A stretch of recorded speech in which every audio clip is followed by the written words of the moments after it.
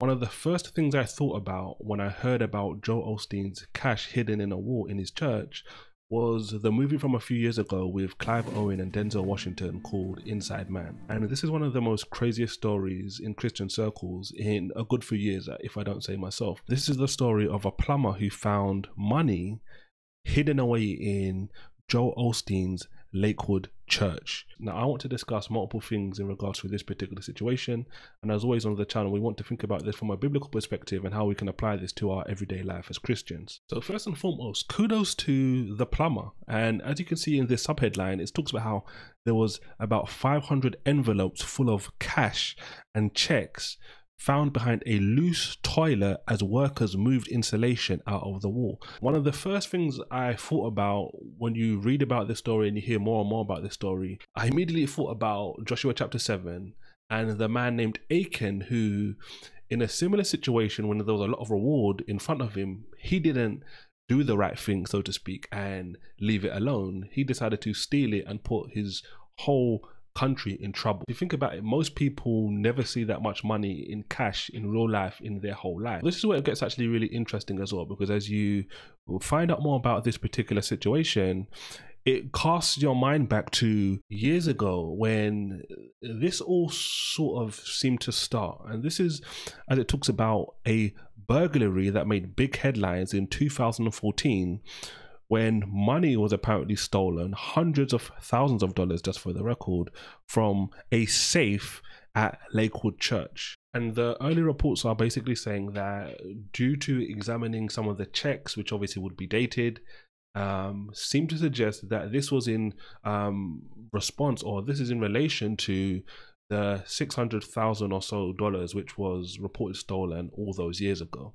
Now, the question I continued to have in my mind when I first heard about this, what was the money really doing there? Like, I get the fact that if somebody was trying to steal it, they're trying to get it out one way, shape or form. Maybe you hide it in this particular place and you try to get it at some point in the future, but why so many years later is the money still there? I would think if you're sophisticated enough to steal money from a church in one way, shape or form, you'd be sophisticated enough to at some point go back and retrieve that money, wouldn't you? And obviously this gets into the whole conversation of, is this some sort of inside job? Is Joel Osteen and people higher up in the ministry are part of this particular situation? I'm going to talk about that before we wrap up today's video, so make sure you stick around to the end. Now, one of the things I want to discuss, which is clearly bringing a lot of attention to this situation and has a lot of people speaking about this particular scenario and saying multiple negative things about the church, is this little paragraph here, which we can discuss, which comes from one of the news sites over where I'm from in the UK, and it talks about how in 2014 this $600,000 worth of donations which were stolen from the church was just a portion of donations made from one weekend of services, and it has never been found. And the truth is, I don't think a lot of Christians, or a lot of people for that matter, really take the time to consider how much money some of these mega churches really bring in. If you think about the amount of people that are flooding through the doors on a week-to-week basis and the kind of donations they may be giving, this isn't like a big surprise to me, so to speak. Like, it's definitely like, wow, like 600k is just in the wall and just sitting there for whatever reason. But these particular individuals, these particular ministries are pulling in a lot of money. And this is the kind of situation which people will read stuff like what I just showed you and say, wow, they pulled in 600k, and that's a part of, that's just a portion of the weekend's donations. And there's ultimately more that comes in on a week-to-week basis. The amount of money you possess doesn't inherently make you false or make you true, right? There were poor Christians and poor believers all the way throughout the Bible. There were rich believers all the way throughout the Bible as well. But one question that comes up in this kind of situation is clearly people questioning, wait, was Joel Osteen part of some sort of inside fraud job to take part in some sort of insurance fraud? The fact of the matter is, I want to point you to just one passage in regards to this particular topic. I want to point every Christian watching this to this particular chapter in the Bible, 1 Corinthians chapter 13, and really highlighting just verse 4 all the way down to 7. This is the famous passage on charity, on love. And notice what it says in verse 7 specifically. It talks about how charity bears all things, believes all things, hopes all things, and endures all things. Now, the reason I'm saying this is we shouldn't be ignorant, we shouldn't be foolish, but at the same time, if we're going to be loving Christians, our first instinct shouldn't always just be, oh, you know what, this is some fraud job, this is some inside job, etc. We should hope for the best and trust for the best and believe for the best.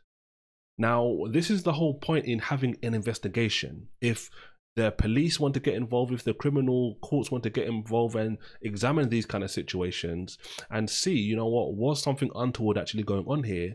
That's the whole point of an investigation. If an investigation says, you know what, there's clear signs of guilt, then we could obviously stand behind that and say, okay, you know what, there was something dodgy clearly going on. But if he and the ministry is found innocent, then he's found innocent. Now, one question that comes up quite a bit in regards to situations, and especially based on scenarios like this now, is should Christian churches who go under, should they basically be taxed, right? Because most churches go under what is commonly referenced as the 501c3. It's a tax exemption, basically. You register as a charity and you get sort of privacy in regards to certain things you're doing. And you don't have to necessarily declare all of the information that comes in financially.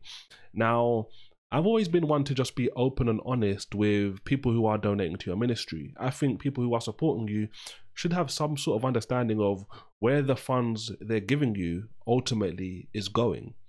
And at the end of the day, whether Christian organizations that go under this category are taxed or not taxed, they should be ready to be good stewards of the money ultimately that's been coming into the ministry. And they shouldn't be afraid of being taxed, as the Bible talks about giving to Caesar what is Caesar's. Now, I get the fact that if you're taxed more or if you're taxed at all, that means you have less money to use money for certain things. At the same time, these are going to be scenarios where people are going to see 600k being hidden in a wall and not realize the magnitude, the size of a ministry Joel Osteen is ultimately running and how much money is basically rolling through that organization on a day-to-day basis. I think many people would actually be surprised if more of these kind of figures came to the forefront. And this is one of the big reasons why I'm sure many of these mega churches don't want these books to become just completely public. Now, this is one thing that I definitely need to say, and it goes in line with the 1 Corinthians chapter 13 passage I recommend you read in your own time. And I want to say this, as it stands, this scenario, the situation that is currently going on right now, has no bearing on whether Joel Osteen is a false teacher or not. I get it. The fact of the matter is, I don't agree with many of Joel Osteen's messaging, or lack of messaging for that matter. But the point is, just because right now money was stolen or money was found in his church offices, that doesn't mean he's a false teacher. That doesn't mean he's not a false teacher. And I get the fact that there's going to be many people out there who will just look at Joel Osteen and say, look, you know what, because I hold you to task for certain false teachings or for not mentioning certain things in your preaching unless pressed, that means therefore you ultimately are guilty in this situation, you're a fraud and all these different kind of things. Brothers and sisters in Christ, that's not the right logic to have at all, until, like I talked about previously in today's video, there's some sort of investigation which showcases that something negative has ultimately been going on here. Now, I'll be intrigued to see if Joel Osteen speaks about this particular scenario and what he says, because I'm always intrigued when famous Christians speak publicly about things related to God. And Joel Osteen specifically was someone I mentioned in a recent video when I was speaking about this topic.